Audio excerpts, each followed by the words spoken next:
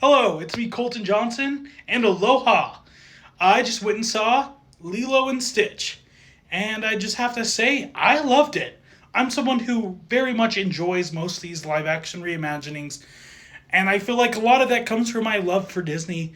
Though they're not as great as the originals, I feel like this one holds up pretty well and is honestly high bar for these kind of movies.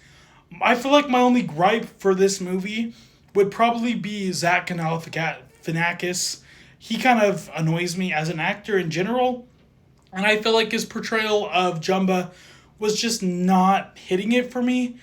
I feel like they could have had someone more gruffier or more intimidating, but they did what they did, and there's nothing I can do about it. Also, the dismissal or the lack of inclusion of Gontu was very sad, but with the plot, it makes sense.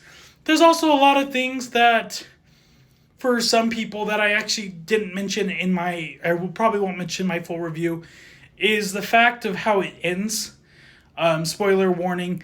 There's a whole, the whole plot involving the social worker and all that.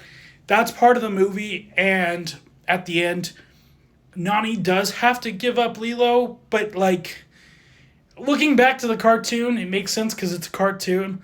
But in reality standpoint, it's kind of a valid thing. It kind of makes sense.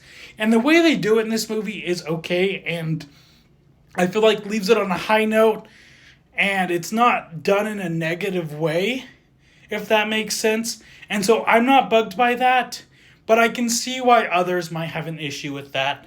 And your opinions are great, and I can see that. I have my opinions, you have your opinions. That's how it is. But overall, I love this movie. I thought it was fun. And stay tuned for my full review, which will be releasing later this week. Have a wonderful day. Mahalo. Bye.